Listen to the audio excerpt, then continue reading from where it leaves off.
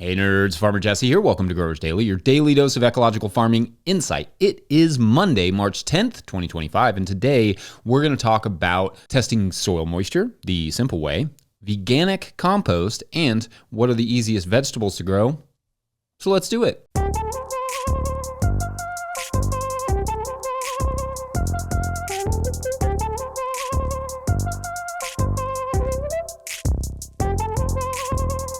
All right, well, happy Monday, everyone. We are officially saving daylight, I guess. I already did a whole segment about daylight saving this winter, but as I've said, the hour leap forward is not necessarily the one of the two time changes we actually want to save. But if we could just stop moving the clock twice a year, I would do my best not to complain.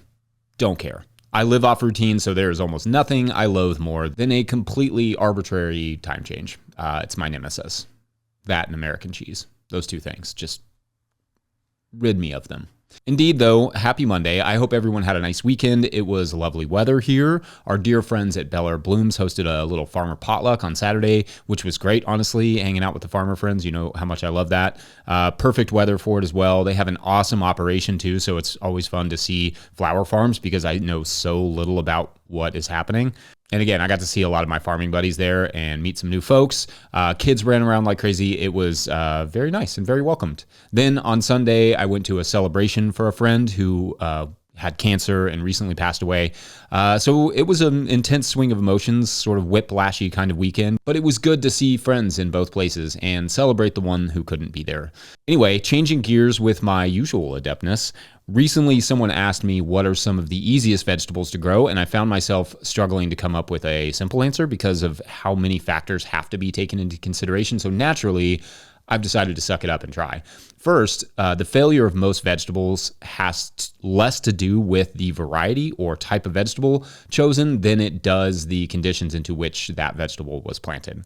For instance, I would place radishes pretty high up on my list of crops that are relatively easy to grow, but if you plant them into weed seed-ridden soil, you will not likely get many, if any, radishes. Or if you plant them into fresh potting soil with no weeds in it, but you don't water the seeds or protect them from flea beetles or whatever, same result. So easiness is quite contextual. Or let's take lettuce, for instance. I think growing lettuce is easy enough in the spring.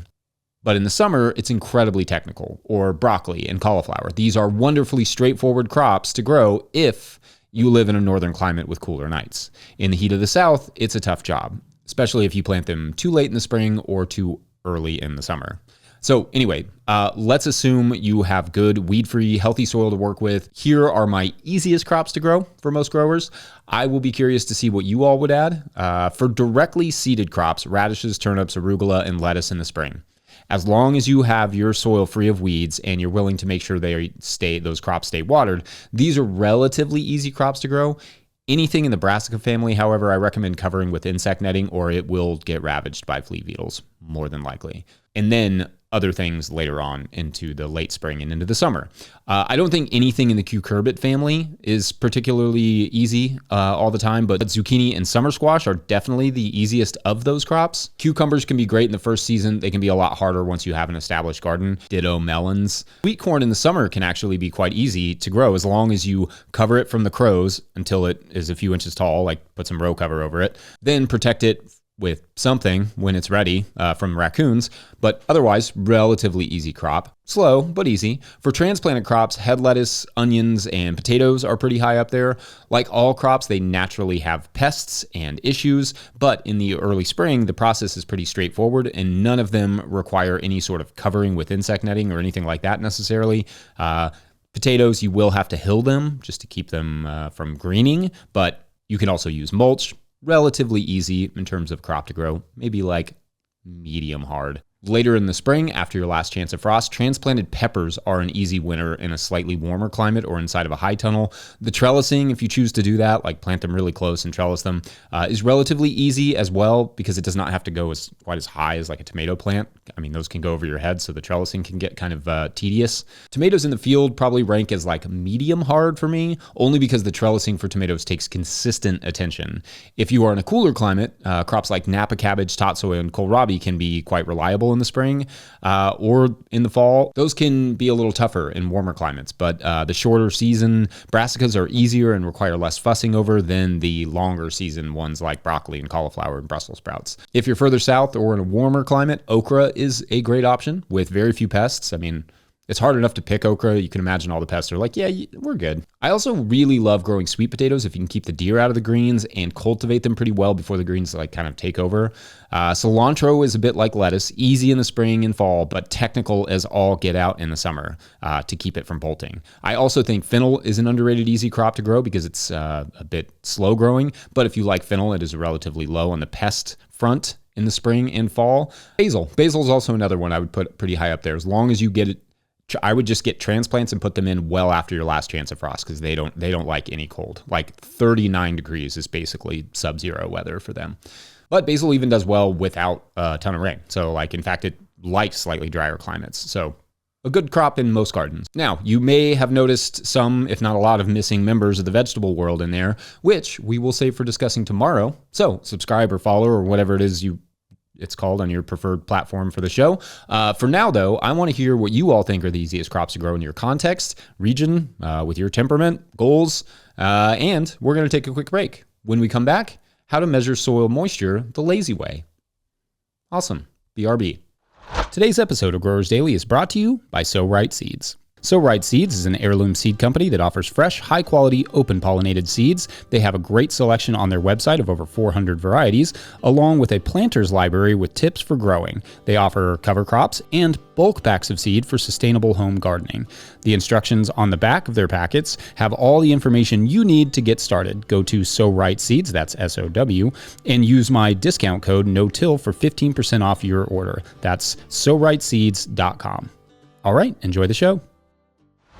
If you, the listener, are enjoying this content, getting even a small amount of value from it, consider supporting our work over at patreon.com/no-till-growers. I will try to get to questions from everywhere that questions come in, but I will always get to your Patreon questions. Now, today's Patreon question comes from Patreon member Kyle Putnam, who writes, quote, I don't think we've talked too much about irrigation yet, and I bet you could have a whole irrigation prep week headed into the spring. Do you know of any non-gimmicky but also not crazy expensive tools for testing soil moisture levels? I have a suspicion I may be overwatering, but getting away with it because my soils are so sandy, anything extra just drains away. Plants look great, but no need to be actually wasting water. I know there are amazing high-end tools out there, but I'm looking for something in the C's get degrees camp that just gets it done. End quote. Okay, so great question here, Kyle. First, I should have said this last week when I was talking about sprinklers. Perhaps the best and most accessible guides to just basic irrigation management are the ATTRA, A-T-T-R-A guides. I'll link the one on moisture in the show notes, and you can find the rest of the guides that they've done through that guide. Yep. There are several other guides out there like the NRCS irrigation guide as well, which I will also link in the show notes and is somewhat a bit more technical, I guess, than this ATTRA one. But the ATTRA Irrigator's Pocket Guide is really helpful and written more for humans and itself contains additional helpful resources. So anyway, I want to make sure that people are aware of those free resources when I remember to make sure that you are aware of them, which isn't always. So always check the comment section because lots of other people help me out in that regard. One of the things I love about that ATTRA guide, though, is that it gives you precisely what you're talking about here, Kyle, an incredibly lo-fi way to measure moisture, and it mostly revolves around tools that most of us already have, like your senses. Now, it's a many page long document, so I'm not going to detail it all here, but I'll cover some of the interesting points and some other things about measuring soil moisture, and you can decide if you want to dive further in. All right, this goes for any irrigation. Your soil type and soil health is going to have a huge say in not only moisture levels, but moisture availability. Like, I think it's sometimes confused with clay soil, but a clay soil with more moisture per square inch may actually have less plant available moisture than a sandy soil with less measurable moisture in it because the moisture is so tightly wound into the clay soil that the plants have a hard time extracting it, if I'm allowed a dramatic oversimplification.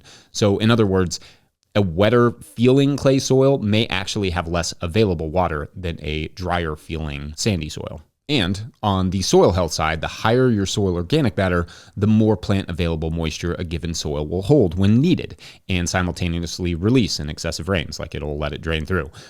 Put another way, managing your soil health is managing your irrigation and moisture. They're the same thing.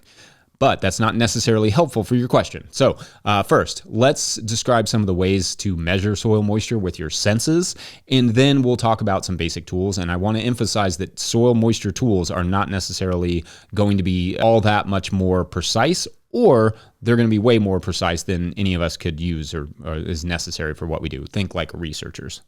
So anyway, using your senses can be, in many ways, comparably reliable. According to the Atcher Guide, in fact, quote, with practice and diligence, the feel and appearance method can be accurate enough for most irrigation management decisions, and many people say they can reliably come within 10% of actual moisture levels, end quote. So basically, take some very small samples throughout your field, wherever you're planning on planting. In the root zone area of the crops you grow, they recommend walnut-sized samples, preferably taken with a soil probe. The root zone for most of the crops that we're all going to be growing is like roughly in that like 8-inch range. So that will be the most important in terms of like measuring your soil moisture. You don't really need to go down like a foot or two. You really can just go down 4 to 8 inches to figure out how much moisture is there around where the majority of it is needed. Anyway, walnut-sized soil samples. And essentially for sandy soils, if you squeeze those little chunks of soil in your hand and free water forms on the surface in little droplets, you're at or probably even above available water capacity for that field. Like, don't irrigate. For denser soils, water may just drip out of it to give you that same indication, that it's probably oversaturated.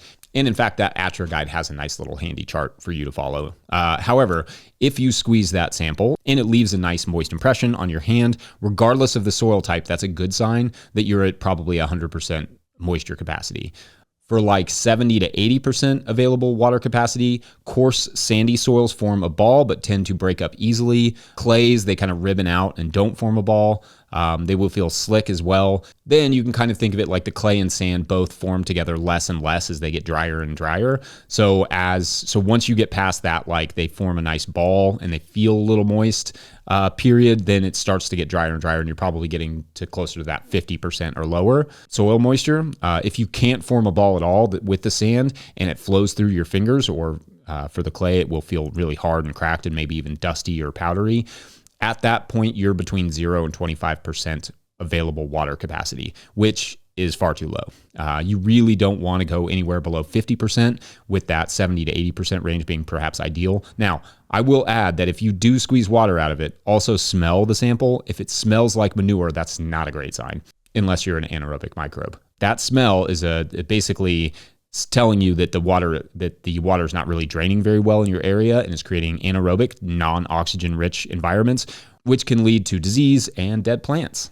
That anaerobic environment can be caused by a high water table or compaction, but if that's the case, you are, one, probably already seeing the issue in the plant growth, and two, you need to do something about the field drainage, which we have touched on a bit here, but we'll probably touch on more in the future, almost certainly. So if doing this just with your hands piqued your interest at all, check that guide out, and also the NRCS irrigation guide for more details.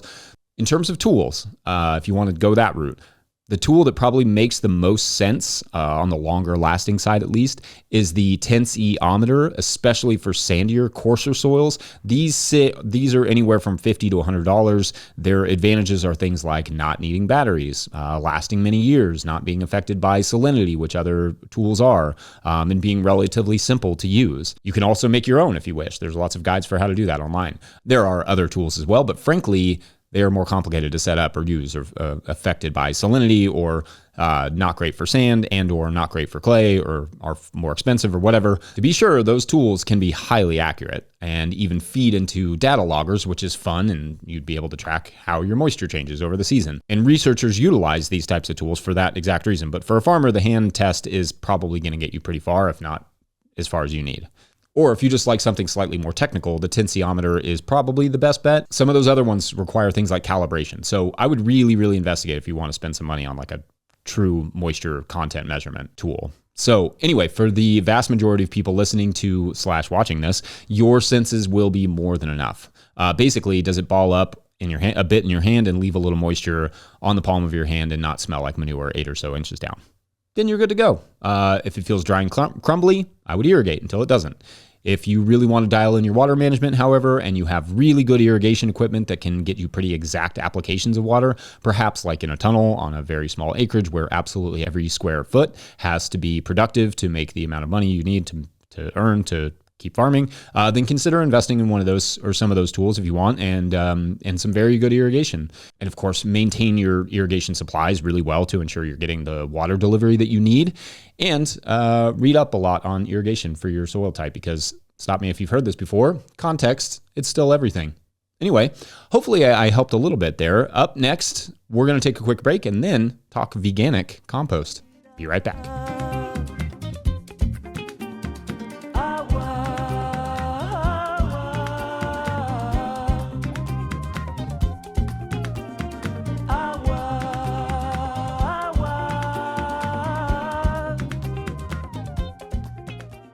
Today's episode of Growers Daily is brought to you by Agua Greenhouses. Agua Greenhouses has pioneered controlled environment agriculture since 1965, partnering with market gardeners and farmers across North America to deliver turnkey greenhouse solutions.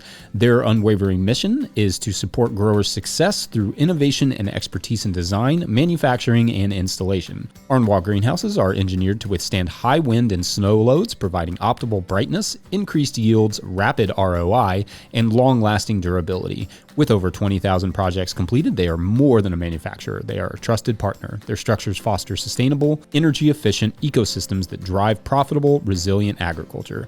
In 2025, Agua is introducing a new low-tech, high-tunnel model starting at just $2 per square foot, offering open field growers an accessible entry into controlled environment agriculture. Learn more at arnois.com. That's HARNOIS.com. All right, back to the show. Okay, so last week when I was talking about the 4 types of compost, someone offered veganic compost as another type of compost. Full disclosure, my wife and I are not vegans and not veganic farmers, but also a lot of the compost that we make here would be, if not straight up vegan, pretty dang close. And it's really freaking good compost. Now, to back up real quick, veganic production means no animal products like blood meals or bone meals, obviously, but also no animal manures, which includes in the compost itself. You may think that great compost requires manure, but what often gets overlooked about this is that animals have to be confined to collect that manure, right? Like if they're being rotationally grazed, there is no practical way to gather their manure. Plus, why would you? Spreading the manure out is what enriches the pasture in a rotational grazing system. And save for a handful of smaller scale examples like running chickens on top of a compost pile or housing animals on straw in a tunnel over winter, etc., most confined animals and end up needing dewormers and such that make it through their manure into the compost. So most accessible large quantities of manure are not always the greatest ingredients in the world anyway. I mean, especially if you take into consideration persistent herbicide contamination and that sort of stuff. And if you're ethically against confining animals, as a vegan might be, but as most of us presumably are anyway, then it's hard to be too enthusiastic about the manure anyway. To be sure, good compost can be made with meh manure, and bad or even highly contaminated composts can be made entirely without animal products. But I just thought this would be a fun topic to discuss and bring perspective to because, like I said, great compost can be made purely with plants. We do it every year. For instance, I've talked before about living pathways, probably exhaustively at this point, and how we mow them and collect the fodder from the paths to add to the compost pile. At the same time, we are also adding to that pile food scraps, greens for the tops of carrots maybe. Anytime we flip a bed and collect the plant material that goes into that all goes into the pile. Leaves and wood chips, kitchen scraps, which if you're vegan would be themselves vegan, and with adequate water and in the right balance, you can make an absolutely stellar compost with those ingredients, the nitrogen coming largely from the green stuff you added. Or maybe algae dredged from a pond, or old spent grains or hay or whatever. I have almost certainly made more veganic composts than animal-based compost, and the end results have been fantastic. One of my favorite composts is basically the one I give the recipe for in the Living Soil Handbook. It is effectively soak some cracked corn and soybeans overnight, what would be used generally for like chicken feed, but in this case is sort of a compost starter. Add a pinch of compost and a pinch of forest soil to that. Then let that heat up in the small pile, similar to the Korean natural farming method of making IMO. After several days, when it starts to cool down, I mix that in with some grass clippings from the pathways and whatever else I need to compost, and then just compost that like normal, turning a few times and keeping it moist until it cools down, and then cure it. The results are great and richly microbial, and as an organic farmer, you wouldn't have to worry about the composting regulations here because it doesn't contain any animal products. You still have to record it as an amendment, but that compost can be added whenever it's ready, even if you didn't turn it 5 times in a 15-day period, for instance, which is part of the organic certification standards when you use manure. So anyway, don't knock it until you rock it, and also show some love to your vegan friends. I mean, as epic vegetable eaters, it doesn't hurt to at least demonstrate to the vegan shoppers that you care a bit. You may, depending on your context, find that a compost that would qualify as veganic may actually work better for you anyway. All right, I'm going to wrap it up there. Enormous thank you to all of our sponsors. Huge shouts to Willie Breeding for the theme music and the team at No-Till Growers. Also, shouts to Epidemic Sound for the background music that you can hear. Pick up a copy of the Living Soil Handbook or the Seed Farmer at notillgrowers.com to support our work. Big thank you to everyone over at patreon.com/notillgrowers, where at a certain level, or if you just bump up from one level to another or sign up in the month of March, you get a shout out on the show. So big shout outs today to Mirepoix Taste Buds. That's fun. Earl P. Duke, Randy, Jakers Acres. What's up, Jakers Acres? I love that name. And New Moon Rising Farm. So this is a guild of garden dog trainers, not to be confused with livestock guardian dog trainers, but people who train dogs to do various things, to be able to tell when your moisture level gets too low in your soil, or when you have a disease coming on your plants, or when you have, they'll chase off rabbits and chase off squirrels. This seems like a really good idea. Why don't we do this with dogs? Someone said, and then they created a guild. Yep, that's how the story went, and we're very thankful for it in this imaginary world. Anyway, thanks for watching and/or listening. We will see you tomorrow. Bye.